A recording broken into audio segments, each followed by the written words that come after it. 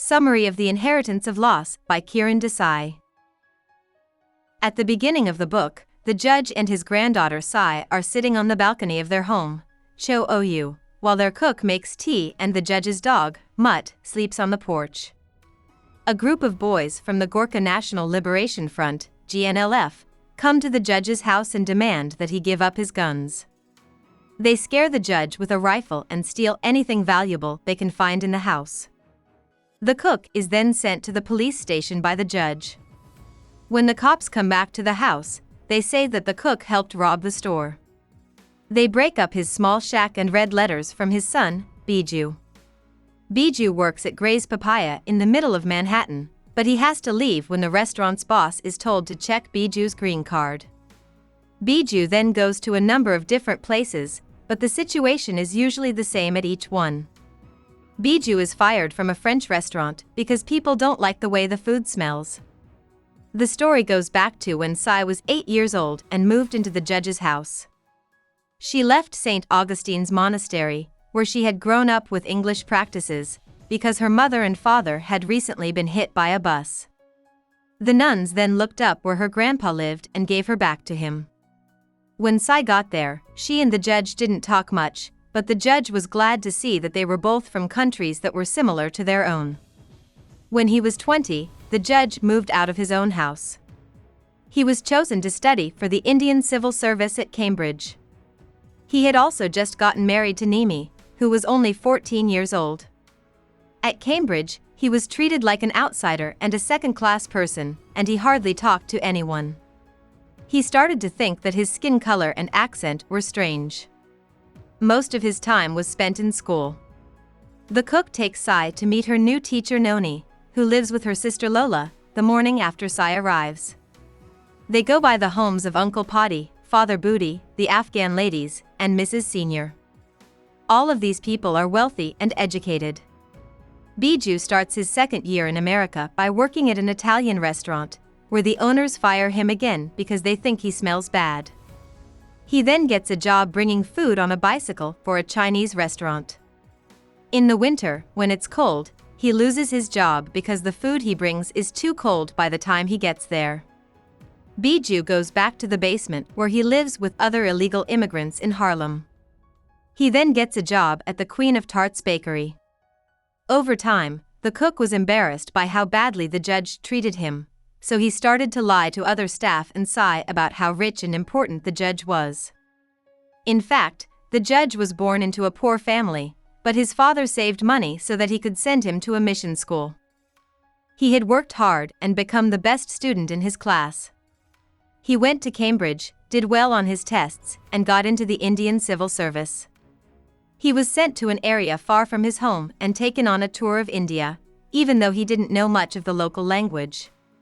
When Sai turns 16, Noni sees that she will need a new math and science teacher because she has learned more than she can teach herself. The judge asks the head of the local college if he can suggest a teacher or a recent graduate. Gan, who just turned 20 and hasn't been able to find a job yet, is given one. He and Sai fall in love with each other quickly. Biju meets a Muslim guy from Zanzibar named Saeed at the Queen of Tarts bakery. He likes Saeed because he seems to stay alive in the secret system of being an illegal immigrant, while Biju feels like he's going to drown in it. Biju starts to question his bias against people from Pakistan. He then starts to question his bias against people of many other races, since they had never done anything bad to him or India, unlike white people. Sai asks the cook in Kalimpong about the judge's wife when he gets back. At first, the cook lies and says they loved each other, but then he remembers that the judge hated his wife. Sai asks the judge about her grandma after that. He doesn't answer her questions, but he starts to think about her. Before the judge went to England, his family didn't have enough money to pay for his trip, so they tried to find him a wife so they could get a gift. One rich person in the area, Jemubhai Patel, was very interested in the judge because he wanted to join the ICS. Patel gave up his 14-year-old daughter, who was the most beautiful of his children. Soon after, they got married, and the judge's family gave her the name Nimi. He had tried to make love to her the night of the wedding, but she was scared, so they didn't. Before he went to England, he took her on a thrilling bike ride, which was a sweet moment for the two of them. The cook writes to Biju and asks him to help other people get to America. Biju feels like he can't handle all of these requests, and Saeed understands because he feels the same way. The two want their green cards more than anything else. One day, men in a van trick them into giving them money by saying they can get them green cards. In fact, they just steal their money. After this happens, the Queen of Tarts bakery shuts not long after.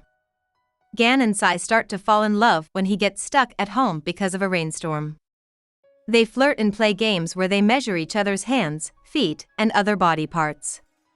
Gan asks her to kiss him one day, which she does. They start going on trips together, like to museums, the zoo, and a convent.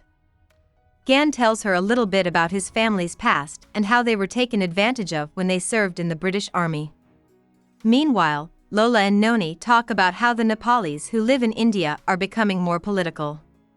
They want a different state, more jobs, and schools that teach Nepali. Noni understands their cause better than Lola, but when her neighbor, Mrs. Sen, talks about Pakistanis with the same kind of bias, Lola starts to see her own bias. Biju now works at a diner called Bridget's, but she doesn't like it because they serve steak.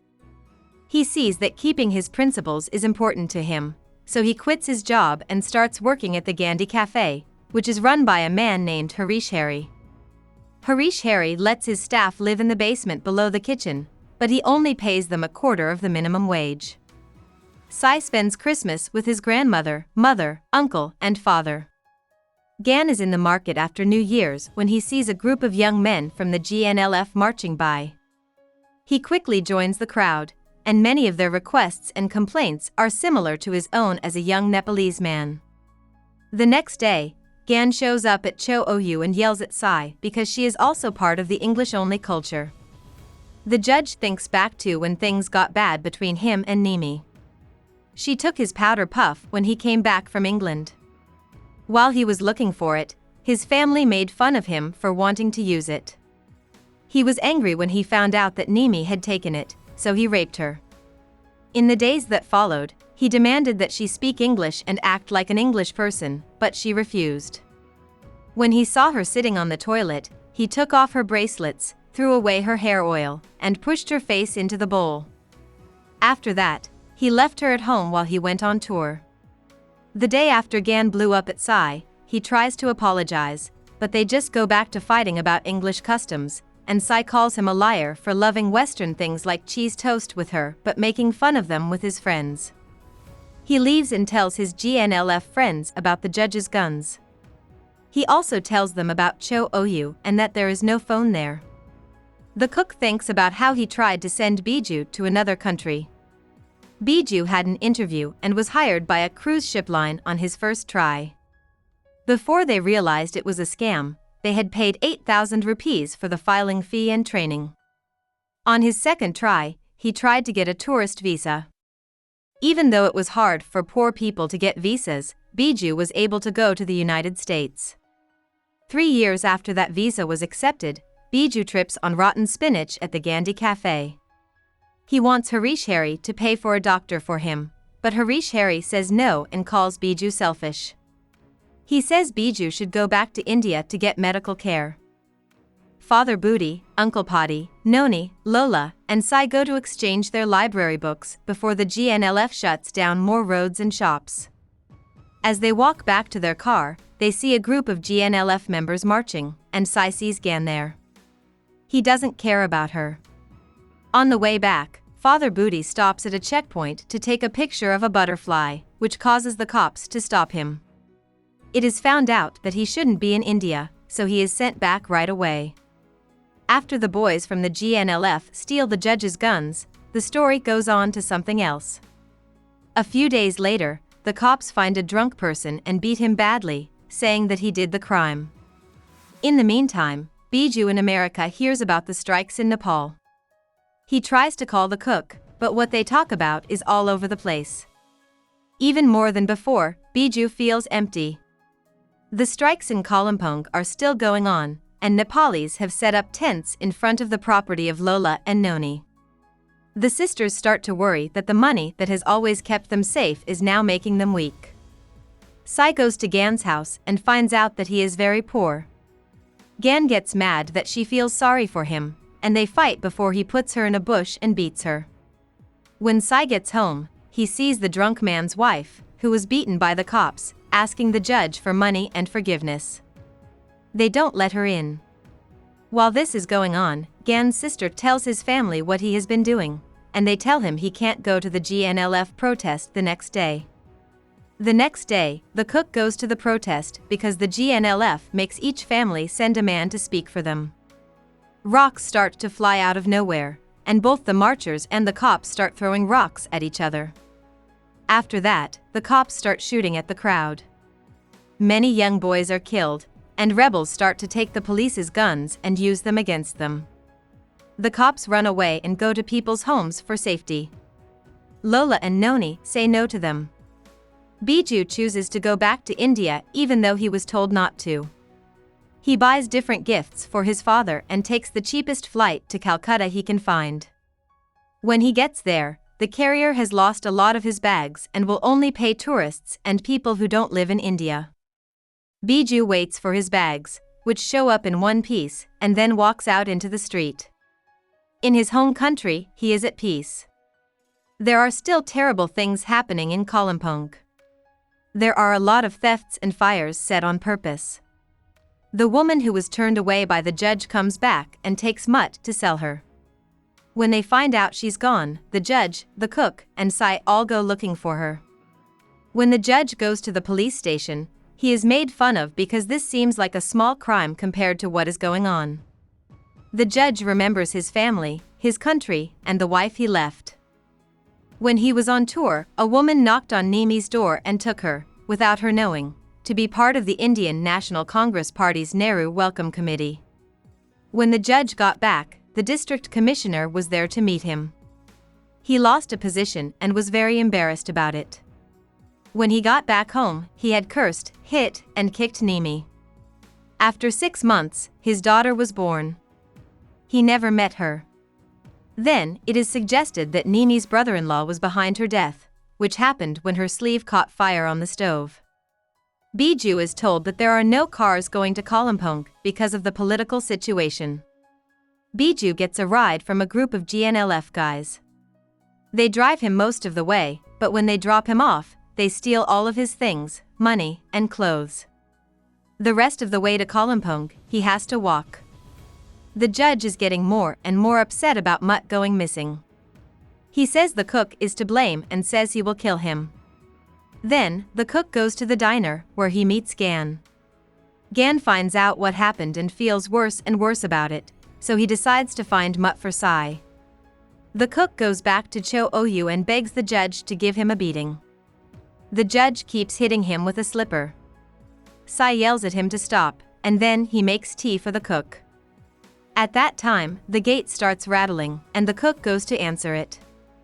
It's Biju. The cook and his son jump at each other as the sun rises over the mountains. About the author. Kiran Desai was born in India in 1971. His mother, Anita Desai, is also an author. Kiran left India when she was 14. She lived in England for a year with her mother before coming to the United States. She finished high school in the US, where she studied creative writing at Bennington College. She later got 2 MFAs, one from Hollins University and the other from Columbia University. Her first book, Hullabaloo in the Guava Orchard, came out in 1998. It was well-liked and won a lot of awards. Desai spent different amounts of time in New York, Mexico, and India while she was writing her second book. The book came out in 2006, and that same year, it won the Man Booker Prize. Hope we summarized it fully and you liked it. Please hit the like button and subscribe to our channel so that we are motivated to create more videos.